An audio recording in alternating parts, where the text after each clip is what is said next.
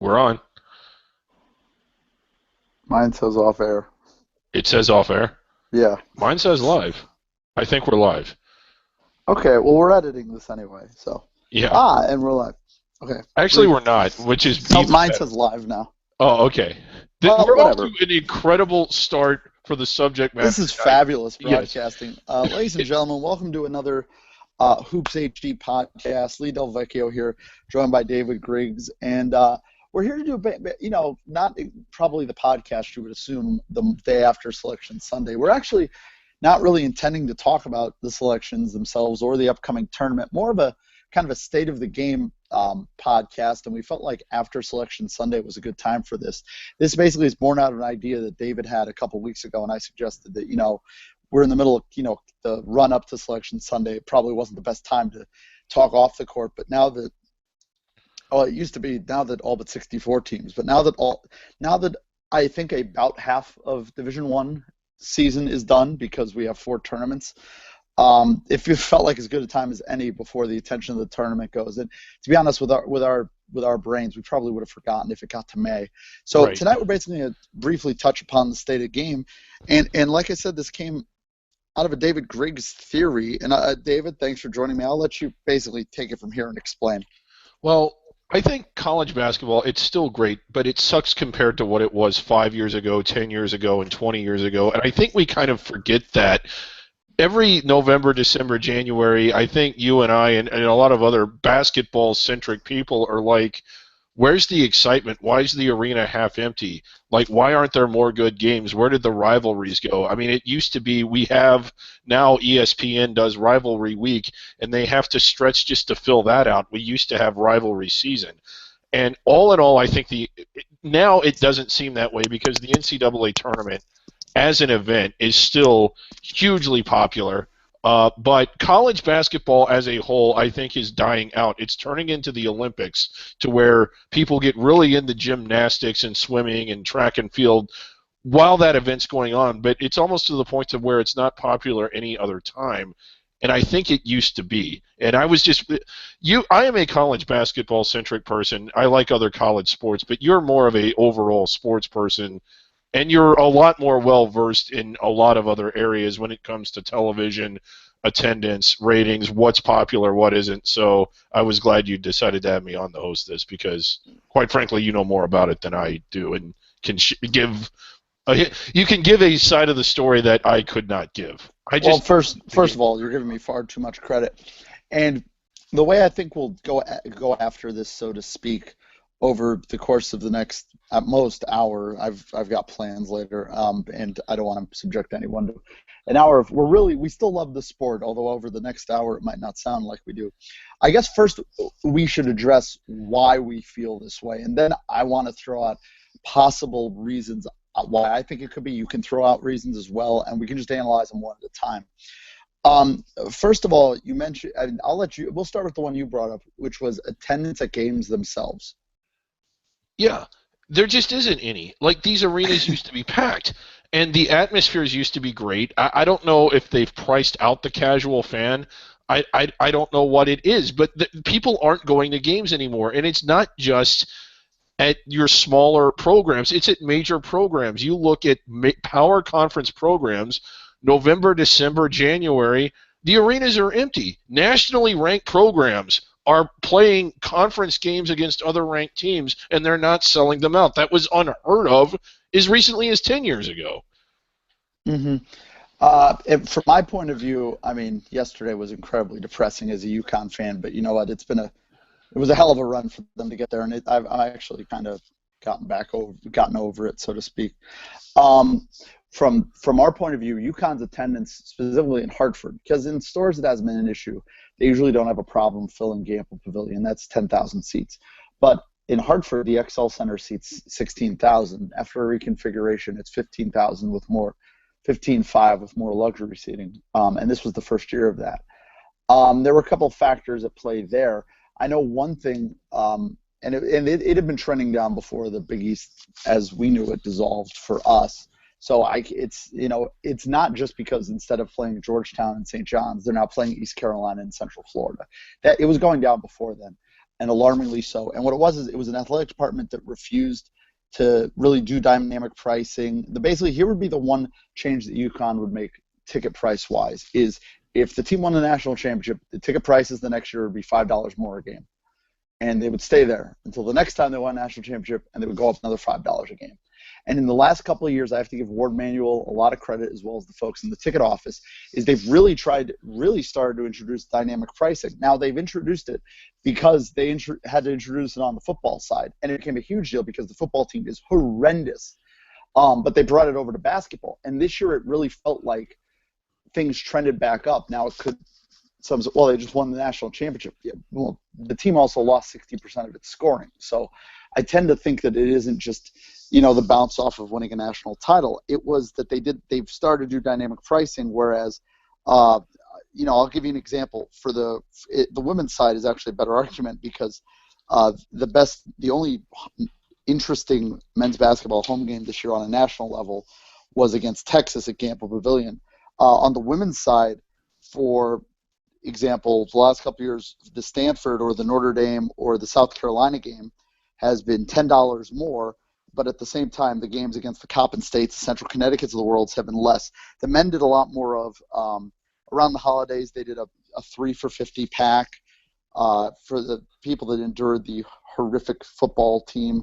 They let you pick 2 games you can get free tickets to, either men's basketball, women's basketball, or ice hockey, and they were the lower level games. So they're coming up with these creative ideas to try and get people back. But I think the real issue in terms of why attendance might be down, there's a couple, is for one thing, with the schedule expanding, with so many more teams in Division I, there's just so many more non-competitive matchups. Yes. And, as much as it feels like teams are aware of scheduling, and outside of Notre Dame and Pittsburgh, teams don't seem to just schedule absolute dregs in the out-of-conference. There's still way too many games that just aren't competitive. Like, okay, let's say Notre Dame, instead of scheduling Coppin State, they scheduled Central Michigan. I mean, do you really think that the attendance would be that much better? No, I really don't. Let me tell you one of my theories. I think that for people that work in athletics or that cover athletics or that are diehard fans of athletics, this is going to sound really obvious, at least to me, but it's something that I don't think most diehards or people that are absorbed in it all the time understands. The lifeblood of your sport is the casual fan. It's not the diehard fan, hence the term diehard. 90% of people that watch college basketball don't feel as passionately about it as you and I do, or as a lot of the message board people or the season ticket holders or things like that. They just don't. And I think that one of the things that really killed college basketball was the realignment. These traditional regional, like, conferences used to be singular divisions, the majority of them, and they consisted of traditional, long-time regional rivalries. And to a Georgetown fan, and I don't want to, the Big East is one of the conferences that's been realigned. I don't think you can convince the casual Georgetown fan that Xavier or Creighton or Butler, nothing against those programs, is quite as important or quite the same as playing Syracuse or Connecticut or these teams they have been in a conference with for 30 and 40 years that are in the Northeast region. I just don't think it works. And the other side of it is not just realigning the conferences itself, and we're in this period where we've had so much realignment over the last decade that, I mean, it's a fair argument that the current conferences haven't settled, but that doesn't mean I think people should assume that, after 10 years in the SEC, A&M fans will totally be more amped up for the LSU game as opposed to playing Texas. Like, there's 100 years there, Right. And I think the other side of it is that not only have the conferences realigned, but as they have grown in size. Because whereas in the past, small 9-team regional conferences with full round robin play, now you have larger conferences where not only are, you're not playing round robin, so you're not getting, special exceptions have to be made to even get Duke, North Carolina every year, but you're not getting Duke, Wake Forest every year home and away anymore. And also, when you expand the conference, the way it's happened is these conferences, they're all over the place. Like, to be honest, if Boston College basketball had fans, and they don't, but if they did, how would they ever be expected to get into rivalry games where the nearest conference opponent is 350 miles away, and almost all of them are at least 1,500 miles away? Like, that would be like, why would they? And that's always been my thing with the American Conference is, like, give it time. The teams might be better, but there's really never going to be any buzz there because just there's nothing in common. Like, the teams are so far apart, and I think that there's also, the joy back in the day was you would live and work around these other folks, these fans of the other teams. And, I mean, you can relate to that with, back the old A-10 days. Yes. I was at an A-10 school, and it was, there was a lot of teams in that specific area, and you did see each other. And there was a sense of familiarity every year. You played Xavier every year. You played Dayton every year, home and away. St. Joe's, even though that wasn't a regional opponent for us, it was still a familiar sight that the fans knew. And I just think we've gotten away. I don't think that when my mother, who is not a diehard sports fan, but that likes the college she went to, when she opens the paper in September and October when the schedule is finalized and looks down the schedule, it's not since she grew. I mean, in Louisville, you're not playing Cincinnati anymore. You're not playing Memphis anymore. You're not playing those rivals that you played, Marquette, that you played forever. It's just gone. And I think that the casual fan, now Louisville might not be the best example because they're still very healthy, as is Kentucky, but I'll use Missouri. I mean, how do you get excited about Georgia and Vanderbilt and the teams around the SEC if you're a basketball fan as opposed to Kansas State, Kansas, like all, Oklahoma State, Iowa State? There was a lot of wonderful hate in that conference, and every game was sold out. Every game was intense. And now when you turn on a Missouri game, the stands aren't even half full. And I use Missouri as an example. By no means are they the only one. Colorado is empty. All these arenas that used to be full are not full anymore. And it's harder to engage alumni. I'll give you an example. I feel blessed to have attended the University of Connecticut when I did in the mid-2000s. And it's two-way street, them to me. I can't relate at all to the students who are freshmen this year. Like, none of the teams they played when I was there, they play anymore. And the other half of it is there are some solutions being made. I know Georgetown, Syracuse is in terms of solutions as reviving some of these is out of conference series. Next year we get Georgetown, Syracuse back, Georgetown, UConn back, Memphis, Louisville back.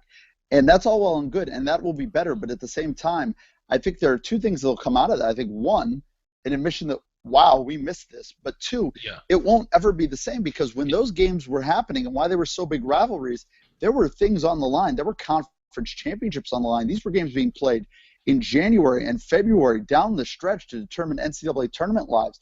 These games now are going to be played in November and December, early in the season, before teams are at their best, but also before there's really any attention being paid to the sport. And so I don't think that the intensity can possibly be the same for a Georgetown-Syracuse non-conference game as opposed to one in February with the Big East title on the line. It can't be. In real rivalries, if it's not I'm not going to say that there are just a small smattering of rivalries that are not conference rivalries. They're very rare. I would say Iowa State, Iowa, Florida State, Florida, Louisville, Kentucky. And I think that may be it. I mean, rivalries are conference, whether it's football or basketball, they're conference games. And when it's not a conference game, as big as Louisville, Kentucky is... I mean, UConn, East Carolina. Yeah, UConn, East Carolina. I think it really misses something, even when you're watching Clemson, Iowa State, Boston Iowa. College. Yeah, Clemson. But I think USC, Utah. Yeah. And again, you're listing games that are conference games now that just...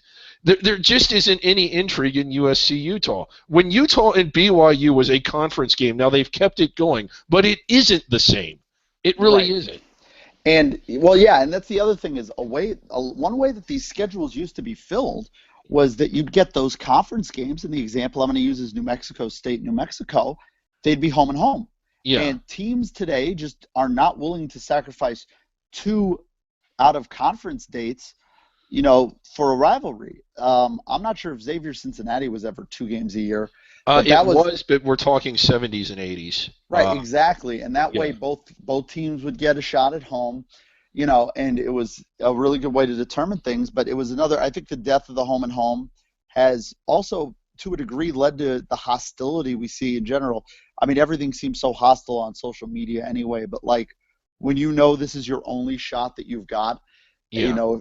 if you're a Wake fan at Duke, it's going to make things a lot nastier because in the back of your mind, you've always got we'll get them next time. Well, what if there isn't a next time? What if, with the way a schedule's balanced, it's even crazier in football because now you have situations where, like in the Big Ten, I think I don't know how the divisions are specifically, but like an example is Rutgers going to Nebraska or bringing in Nebraska once every 8 years. I mean, that's you might as well write letters to remind each other you're in the same conference at that point. So I think conference, I want to kind of steer it back to attendance first. Okay. Another thing I think with attendance has just been the growth of the exempt tournaments, and the resulting factor of that being with the exempt tournaments being where teams are getting marquee games. That means you're not getting marquee games at home anymore. I mean, UConn this year is the perfect example. They had a strong, on paper, before the season started, out of conference schedule, but the only home game was Texas. Duke was a neutral site. West Virginia was a neutral site. Dayton was a neutral site. And, a lot of that's true for a lot of teams. Look at the teams that go out to Maui. We talk about how great the Maui field is every year, how great the Battle for Atlantis field is. Like next year, UConn and Syracuse are both in the Battle for Atlantis, and that game would be awesome. But it's in a ballroom in the Bahamas, and it's not at the Carrier Dome or at the XL Center. Right, and I think I never realized this till just now, but I'm starting to think that the two might be related because before satellite television, gave us 150 sports channels. There just weren't that many. There was ESPN, there was ESPN2, and the network television would supplement coverage. And if you could it used to be schools for out of conference games would seek out games that were appealing to television because you just weren't able to get on national television any other way. Now, that doesn't happen anymore, and maybe it's because there's 150 sports channels, but you don't see. It's just now the argument is, well, we have nothing to gain from playing that. Kansas and Wichita don't need to play. Not that they ever did, but Ohio State, they're going to schedule 7, 8, and 9 games against weaker opponents instead of getting a marquee game that can get on television because now every game's on television. Mm-hmm. There's some outlet everywhere. I mean, we watched the entire WAC tournament was streamed in HD, and that goes to a problem that sports is having outside of college basketball. I mean, the NFL is having problems. College football is having massive problems, especially with students with the, HGTV. And, it's a better experience at home. My counter to that would be, and this doesn't really apply as much in college basketball. I actually think the product pricing ticket-wise is better than any other sport I can think of, is that, well, don't make your ticket cost too much. It's a combination of things. Not only is it better at home for some of the sports, but it's cheaper. College basketball is like the NHL. It's absolutely not a better experience at home. In fact, those two sports have by far the greatest gap, I think, because in person college basketball, when you're on campus, if you have the students screaming, combined with the fact that for college basketball, ticket prices really aren't that bad unless you're going to a really big-time marquee game or marquee event, and then you know what you're getting into. Right. But let's say you're an Arkansas fan. Like, how is a home game against LSU better on the SEC network as a fan than attending in person? Well, if the tickets are – now, I have no idea what the ticket prices are, but, I mean, I've always been of the opinion that I want a full building. And the truth is these departments say what they will. Nobody in business of sports makes money off ticket sales. Where they make the money off of is the concessions and the merchandise, which they sell to people who are in the building by virtue of having tickets. Yes. That's why I've always been a fan of trying to fill the building. Reduce the ticket price by $5 to bring in more people. If you sell them one beer, you've come out ahead by $4. I mean, or even a soda, you break even. Yeah. Of course, the NCAA doesn't serve beer at their events, which tells you, I mean, Right. one of the many reasons they're out of their mind with how they're run as an organization. But it's these athletic departments now and the rush to keep up with everything. And it's funny with the increased TV money, you would think that would open up the avenues for them to be willing to reduce ticket prices, but it seems like nobody ever talks about it. I mean, Yeah. I've seen, group. I think these schools should be using Groupon. I think they should be. And my next point is an offshoot of this is student attendance. And what have you noticed? It's down. And I think college basketball, along with that point, and the students included, is becoming that bar the bar that no one wants to go to because no one's there. And I mean, it used to be these big events and lots of excitement. And when you watch old basketball games on ESPN Classic or the 80s and 90s, the atmosphere was way different. There was way more intensity. There was way more heat. And now the buildings are three-quarters full or half full. There's less students. There's less atmosphere. And it is. It's becoming the place no one wants to go because there's no atmosphere because no one's there. I mean, it almost eats itself that way. But, yeah, student attendance is down, way down. Now, do you think the result of that is because at all the major conferences, like basically go 500 and you're at least in the discussion for the tournament, which means, and I'm talking in conference. Yeah. I mean, really, why should somebody go to a Coppin State Maryland game? I mean, really, and that one would have a little heat, but yeah. I'm just trying to pair teams together, like in Arizona versus, the Grand Canyon game. Like outside of the local fans, like why should the students go to that? That game it's meaningless and it's probably a blowout. Like I actually have more questions, not even at the major conference level, but the out-of-conference home games that you're getting, like in the Mid-American or the Metro Atlantic. I mean, for one thing, you've got your team on the road a lot because they've got to play the bye games.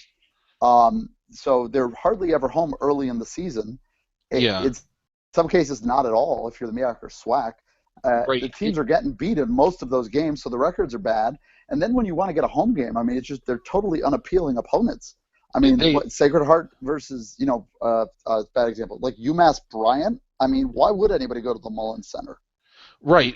I think you got a really good point there. And the fan experience in college basketball, I mean, the atmosphere is great, but football, you can actually get away with that because football, the fan experience is you get there that morning or in some cases even the night before, and you're tailgating and it's nice and you're outside and it's a festival-like atmosphere where the fan experience in basketball is you drive to the arena, you go to the game, you watch the game and it's intense during the game, and then after the game you go home. So there isn't as much. So if you take out the atmosphere because of weak opponents or weak attendance, there's no point in even going. And I don't know why. I have some theories. I don't think it's one specific thing or two specific things you can point to, but kids at colleges don't seem to care like they used to. And one theory is, well, the HD TVs, every game's on TV. Well, judging by the ratings, which we're going to get to here in a little bit, they're not watching on TV either. It's just they're doing something else. They don't care about basketball. Yeah, I think in terms of the student, the HGTV thing doesn't really impact the students. I mean, because it's an issue for football as well. It's just I mean, the one benefit college basketball has to reversing this that's tough for football is that college basketball, you're talking about 2 hours. With football, the problem is, and we're in a world where with social media, everything's instantaneous, short attention spans. College football, you're asking someone for a whole day. Yeah. And I guess for college basketball, the one concern is even if there were people out there who were wanting to stay home so they could watch all the other great games on, well, one, there really aren't that many other great games on, even though there are all these networks. And two, you alluded to it, people really aren't watching. Right. Now, I've got the ratings in front of me for Saturday and for Sunday for conference championships, and by and large they seem pretty good. I mean, with one massive exception. In the Big East, in terms of over the weekend on broadcast television, every single and we're talking the Big Ten semis, the Mountain West title game, the SEC semis and title game, the Big Ten title game, the Big 12 title game, the ACC, Pac-12, A-10, and AAC. So that's who was on either ESPN, CBS, or Fox Sports 1 with the championship game or semifinals this weekend. All of those games, except for two, rated at least a 1.2, which is not bad. And actually, I'm pleasantly surprised. Now, The 1.2 came on CBS, which is a lot more people than a 1.2 on cable because fewer people have cable versus the over-the-air television. I know it might not seem that way, but still a lot more. Not everybody has cable, and fewer people, in fact, are having cable with cord cutting. Right. The two outliers were the Georgia-Arkansas SEC semi at 3 p.m. Saturday on ESPN, which did a .94, which is not bad. I mean, for the bottom line is a college basketball regular season game averages about a .3. Yes, it's a regular season. Yes, during the regular season. If you look at actually, if you average every single game during the regular season and conference tournaments, the average number for ESPN is about a .3. The national title game is going to now. I think this year we have a chance for a really an all-time record. If we got Duke, Kentucky. Yes. It's going to do monster ratings, and it's really going to be a shot in the arm. You would hope for the sport, but the irony comes to the other thing is the reason it's a shot in the arm is because of all the talent, and not much of that talent's going to be sticking around for long. We'll get to that in a minute. Yeah. But the Big East title game was down this year. It did a .28. .28 in March, and what kills me, I think a little history here. I think the Big East, as in its history, and by that I mean the old Big East, was one of the first basketball-centric conferences. There, like the ACC, the SEC, Big Ten, they had basketball, and it was a big deal. This was one of the first conferences where basketball was it. And ESPN picked it up. And basketball, it's not the same as being in the arena, but it is one of the few games that on television works really well. You can't see the entire football game watching it on television. You have to be in the stadium. Same with baseball. Basketball, it's a 94-foot area. You can watch the game on television and see it perfectly. I think it works great on TV. You can see it, but the experience is the same, was my point earlier. Like you're not the band and the crowd and the the emotion during the intros and booing the other team and all that. Absolutely. And I'll say this, we have seen a lot. Student sections, when they are showing up, especially in the Missouri Valley, are getting a lot more creative. It's not just vulgar anymore. There's less heat, but there's, you got flash mobs and big heads and all that. Right. In the past, it used to just be saying horrific things. I don't know if you watched the I Hate Christian Laettner documentary last and I night. remember that. The LSU students, oh my God, like that isn't socially acceptable at LSU nowadays or anywhere. Right. Christian Laettner had to go through. Yeah, and again, I'm not saying we need to get back to that or the race. I mean, the racist, the homophobic stuff. We had that. Like Maryland had issues with that. West Virginia's had issues with that. I think every school did at some point. But what ESPN and the Big East did is that I think they really caught it wasn't the same as being there, but you could tell watching it on television that wow, this is big time, and the ratings were higher. Now I realize that there weren't as many games on, but now we have the Big East. Its championship game is of 0.28. That's abysmally low. This is a conference that was the number 2 overall in the RPI. It had 7 different teams in the top 25 at some point. The schools are in big TV markets: Indianapolis, Cincinnati, New York, Jersey, Philadelphia, and the ratings are abysmal. And is it good for the sport to have a highly rated conference with ranked teams in big cities drawing 0.06s as an average? Yeah, regularly. And this year there were a lot fewer games on Fox Sports 2. There were more on Fox Sports 1, and the ratings were still terrible. Yeah. And, you could talk about New Network all you want, but, there's New Network and there's not... It's not a new company. It's not like Fox as a company just appeared yet. Fox has been around for 50 years. Even if it's on a lower tier, even if it's hard to find, like 0.28, only sports really do we talk about like TV ratings and like major network television, but VH1 reruns of things and Lifetime does much, much better than this in prime time. Like even on a Saturday night, 8 p.m., if you look at all the rankings of cable programs on Saturday night, I don't have exactly where the Big East title game would rank, but I'm pretty confident it would be between 90 and 100. And you and I might think it's crazy, but TBS, TNT frequently, no matter what they put on, even though almost none of it's original, doing ones and twos, just having stuff on. Pro wrestling does very good ratings. It's always been great on cable. 0.3, and that's the number that was thrown around today, and it was rounding up, by the way, to get there. That is just woeful. For your championship game in March. This was not a November game between like Nova and Lafayette. This was the championship game of the Big East that used to get points, eights, and point nines. And I'll give you the comparison, and maybe this is a societal change thing. Saturday morning, 11 o'clock a.m., Arsenal versus West Ham on NBCSN, Premier League Soccer at 11 in the morning, did a .42. All right, well, it's Arsenal. All right, what if I told you that at 8:30 in the morning the same day, even earlier, QPR versus Crystal Palace, two truly horrific soccer teams, yes, playing on just as obscure a network at a worse time of day, involving teams that are thousands and thousands of miles away, did a .27. It did 1/100th of a point lower than the Big East championship game in prime time, featuring a number 1 overall seed and another NCAA team. Yeah, that is terrifying. And I'll tell you what, the Big East Fox deal is a great deal for the schools. It is a terrible deal for Fox. And I mean, I think I warned folks about this. It reminds me, the Big East community reminds me of the NHL community, and I say this as someone who's been a fan presently of one and formerly of another in the Big East. It's very insular, and it tells you how awesome it is, but it doesn't realize how small its community really is. The Big East is made up of 10 private institutions with very small enrollments. As a result, they have smaller fan bases. They're wealthy, they're very intelligent, they're in big cities, but they're small schools. And because they're in bigger cities, they're really, even with the exception of Marquette, and by the way, it's only because the Bucks are terribad, they're far from the number one story with the exception of Providence. And that is not a market that's going to carry you to any sort of television ratings glory.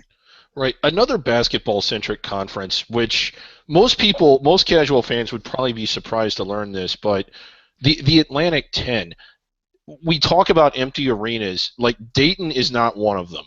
There's 10,000, 12,000 people in there, even for their crappy November games. And it is, I believe, if I count right, there's the Big East, the Atlantic 10, the Atlantic Sun, the West Coast Conference, the WAC. I'm missing some. There's 9 basketball. The America East, although that one has an asterisk because although the America East doesn't have hockey, it is the bigger sport for a lot of schools that are in the America East. Essentially, there are 9 basketball-centric conferences. The Big East and the Atlantic 10 are probably the 2 biggest. And the Big East has crappy ratings, and the A-10 does even worse with an even worse deal. Yeah, I mean, it's really, if you want to know why people like David are worried, that's why. I mean, it's for as great as it is for the members, and the other thing that kills them is, the season kind of just starts. By not having football, the Big East schools, there's no lead-in, whereas in the SEC, not that while basketball is incredibly distant second at all but one of the institutions. Yeah. You still have the school name out there throughout the football season, so it's in your subconscious. It is. Butler and Georgetown and Villanova do not exist to anyone outside of the people there from August through mid-November. That you're punting 3 months basically, and I'm not saying they should all immediately add football, but that's the downside, I think, of being a basketball-centric conference is that you are out. Your brand is. I hate to go with hashtag brand, but the brand isn't out there, and so there's no what generates the excitement for the season in A-10 or the Big East. It's bad enough they're on these networks nobody watches, but there's nothing to build up into it. There's no. The early season events that you might get excited for, they're all in these beautiful tropical destinations that aren't at home. Right. And so you want to make attendance better? Instead of going to the Battle for Atlantis, actually host Wichita State at home in your arena. And you know what? That means you'd actually have to go play at Wichita State one of the years. I know. You'll live, you'll survive. And I wonder if the bigger tournament field plays a role in it, because it's really hard to not make it at this point. You got to for the mediocre. In fact, if you're in the case of UCLA, you don't even have to be mediocre to get in. Yeah, I don't know if that has anything to do with it or not. The other thing is, popular as football is, there are some coaches that get it. I think Bruce Pearl is one of them. I realize he's a controversial figure, but when he was at Tennessee, he used football to his advantage. He would be at the football game and he would walk out and they'd have him on the jumbotron and he'd be out at the tailgates and like he was using that assembly of Tennessee fans to market his basketball program. And as a result, I believe the last 2 years he was there, Tennessee sold out their entire season before the end of September. And Auburn, while they're not sold out this year, he's doing the same thing. And I guarantee you, within 2 years, every Auburn home game will be sold out. But this is another thing. It's just, well, football overshadows basketball. Well, it shouldn't. It should actually, like, support basketball or supplement basketball if you do it right. When your football team is playing, pimp your basketball team.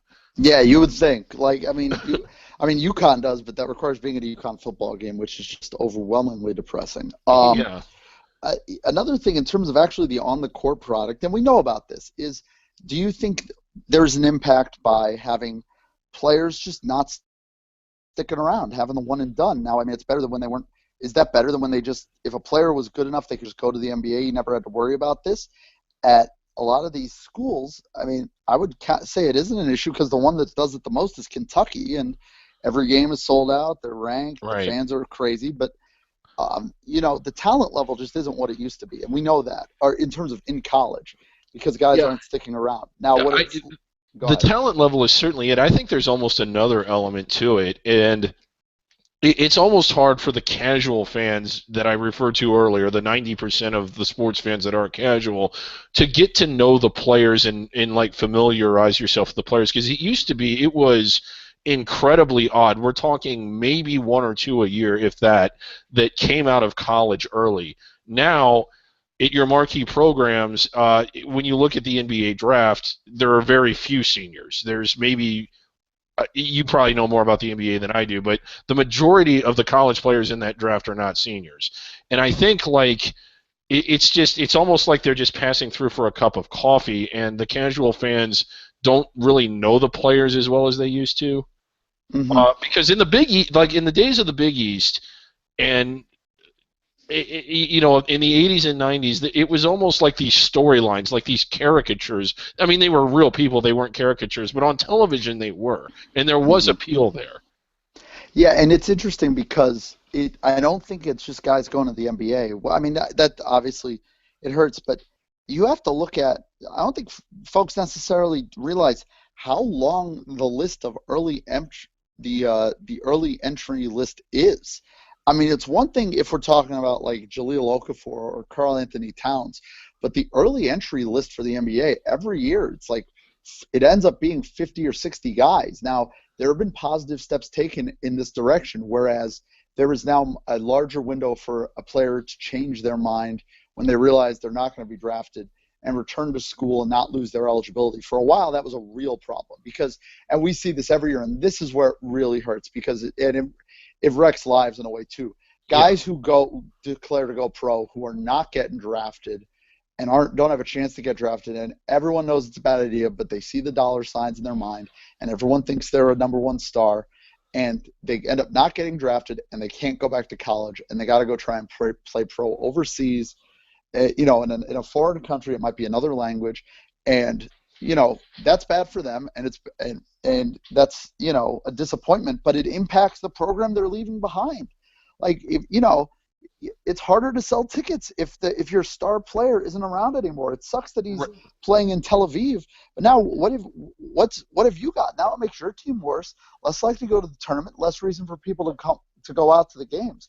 So when we talk about one and dones, the one and dones to me are less of an issue. I think it's the key players, the real rotation guys that make teams great, who are not sticking around, who are just upside is being pushed. And it's not about getting better and then going. It's about go now, get drafted, get paid, and you get better in the NBA when you're quote unquote working full time on college on basketball instead of quote unquote going to class. But the truth is, if you're not a first round draft pick, you're probably not making a roster.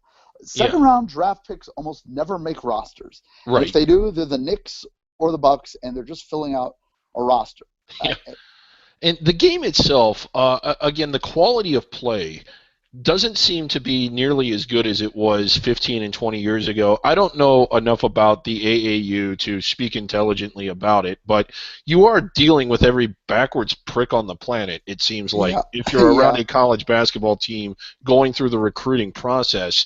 And the best thing I know is that the AAU is good for showcasing talent, but it isn't good for player development the way a lot of good high school coaches at least my perception of like my parents' high schools and like the high school from Hoosiers and all the way up until the AAU explosion, I think players come into college not knowing how to play. They're super talented, but they don't know how to play the way players did 15, 20 years ago.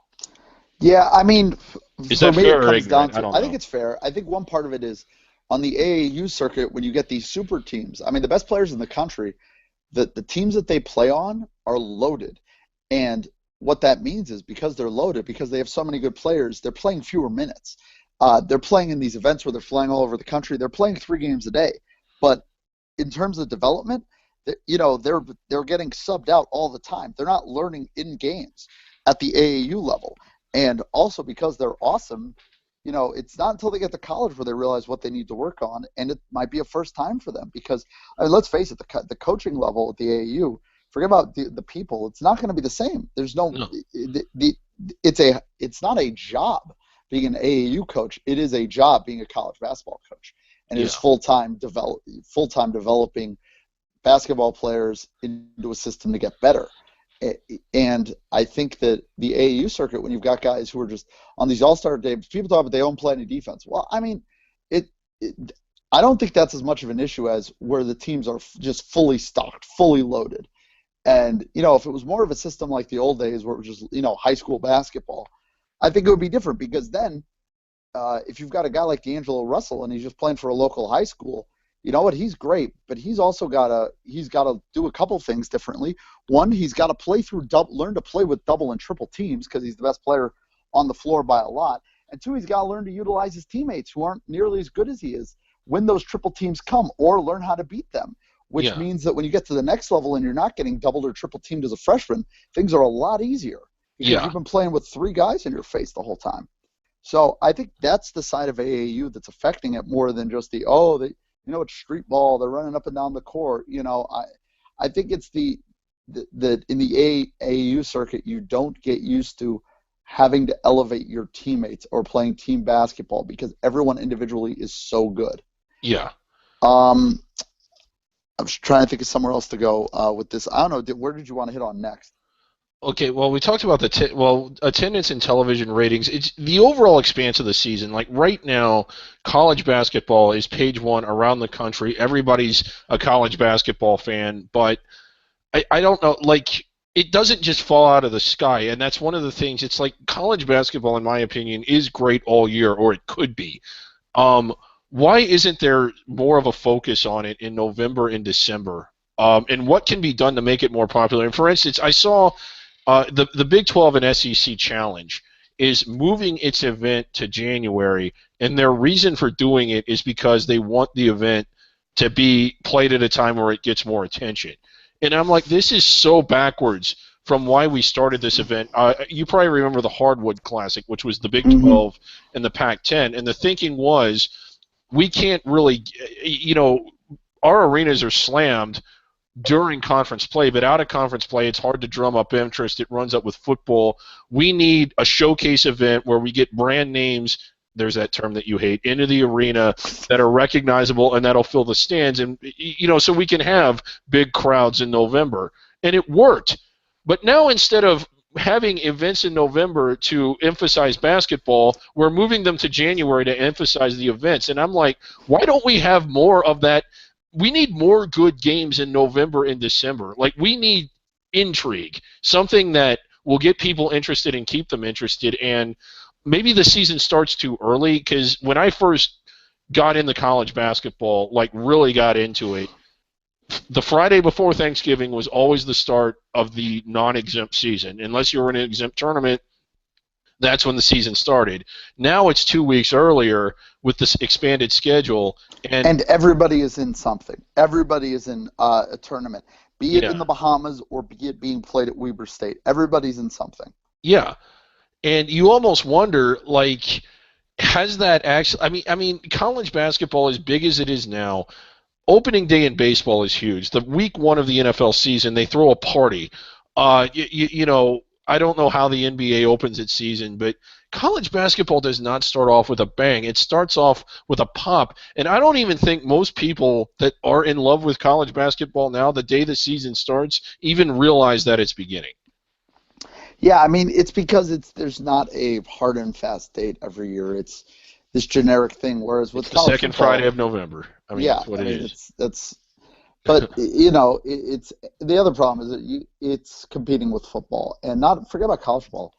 It's competing with it's competing with the NFL, and that's just it's you're not going to win that fight. And the NFL, I mean, is just the hurricane that swallows up everything in terms of attention. And I think that's part of the problem. I think as long as the season is set up the way it is, I don't know what you can do to drum up interest early in the season. And you look at the teams you mentioned, the Big 12 and SEC are the two biggest football conferences in terms of football being overwhelmingly a bigger deal versus basketball. And that's a case of two conferences that just they could give a hoot about basketball. So yeah, they'll play it later because they're not going to do anything to disrupt the football. And in the Pac-12, I'm interested because now so many of these networks exist for these conferences. They've got to have year-round programming, but Yeah. almost none of them are rated by Nielsen. They just exist. And if you ever actually watch the ads that air during a Big Ten Network game, we're not talking Mercedes-Benz here. There's not a lot of any ad revenue is a net bonus, but they're not rated. If they were rated, it would be obvious how few people truly are watching these Yeah. conference networks. Like in Ohio, the Ohio State Presbyterian game on the Big Ten Network will do a decent rating, but nowhere else, even though it's broadcast nationally, nobody's watching it. Right. And it's not like TBS or GNT where everyone's watching it. And that's why you've got these low-end ads in a lot of cases on them, and it's about just filling the time, filling programming so that you can sell the ads as low as they are. You're still generating revenue. And in this case, you've got the SEC, the SEC. It's the SEC Big 12, correct? Yeah. Yeah, the SEC needs prominent programming for the SEC network. And during football season, that is all football. It's going to be all football. Football is going to drive the bus, so to speak. But after that, the transition to basketball, Kentucky games are great, but it's a huge coup if the SEC network suddenly also has a ton of out-of-conference games of note. So I think, to be honest, the best thing to do would be to start the season later, yeah.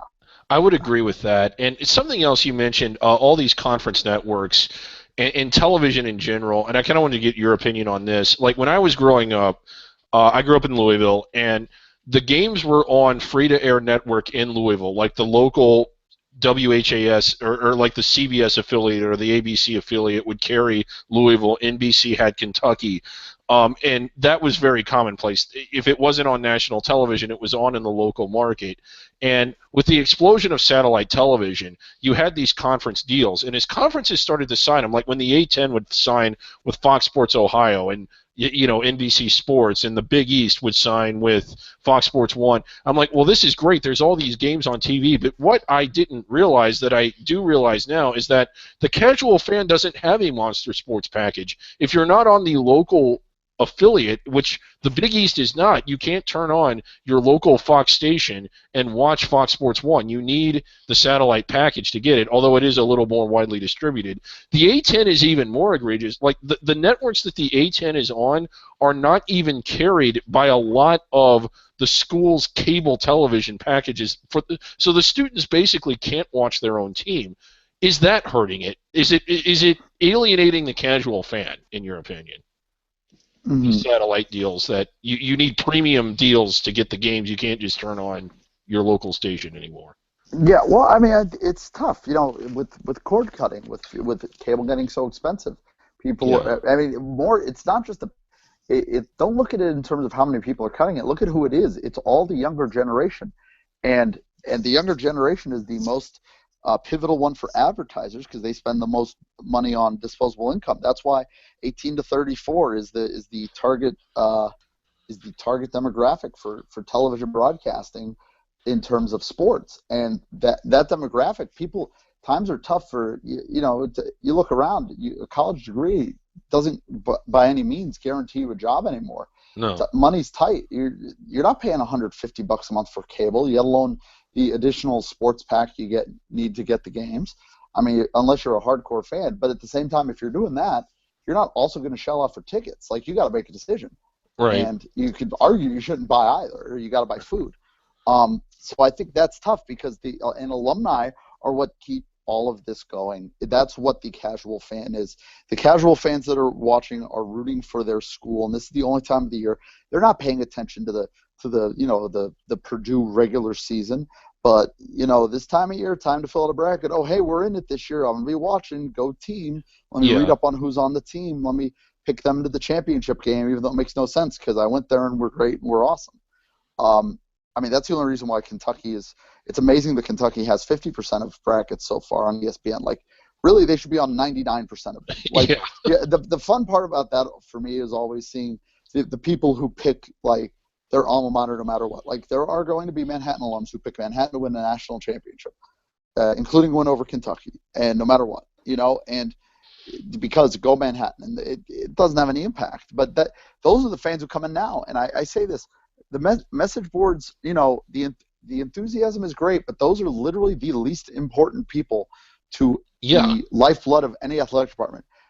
If you're posting on a Georgetown message board, no matter what, you're there. They've got you. You're watching all the games. You're attending as many of the games as you can. You're buying paraphernalia. Yeah. You're supporting the team. That doesn't matter. Yeah, it's the people that aren't on the message boards and that aren't buying the stuff. It's the people who that live in the D.C. area who you want to get to go to the games. Right, that are interested now, but they only seem to be interested now. And then getting back to what we said at the beginning, it used to be more people were interested. March was always the catalyst. It was always the finale, but there was more interest throughout the course of the season than there is now. Mm-hmm. I think it's going away.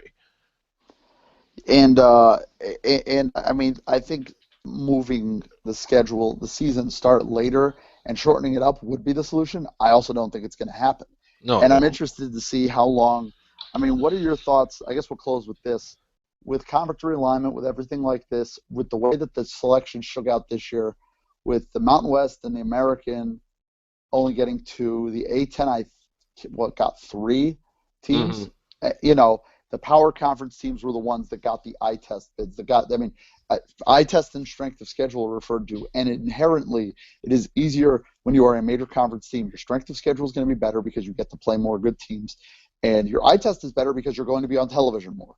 Yeah. And prominent television. Are we heading towards down the road the top 5 conferences splitting off even from the Big East and the American and so on and so forth, and taking their chances that they can get their own billion-dollar deal? Because right now, the biggest moneymaker in college sports, the bedrock upon which everything sits, is not the college football playoff. It's the basketball. It's the basketball tournament, which pays twice as much television revenue as the college football playoff. It pays more. Yeah, I saw this. It pays more than the NFL playoffs, all the games combined. And I thought that was astounding, but I looked it up and it's true. It does. I mean, there is so much money involved here. I don't think they're going to split because every time that topic comes up, whether it's football or basketball, they realize that doing so would not allow them to play 8 home football games and 20 home basketball games because you can't play everybody else at home. I don't see that happening.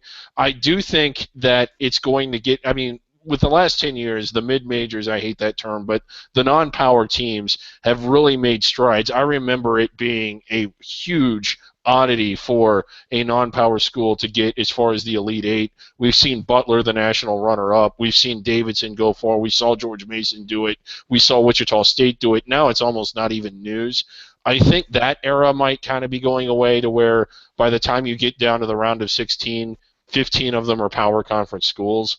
But I don't think they would leave entirely, no, in my opinion. But it is maddening because I've always said, like, I'm not a huge pro sports guy. It's not that I don't like it. It's just I've never really been immersed in it the way I'm in college sports. But one of the things they get right, be it the NBA, the NHL, NFL, is scheduling and how the leagues are aligned. I mean, if the NBA were in charge of putting together the conferences and the schedules, I think we would see more intriguing games in November and December. I guarantee you.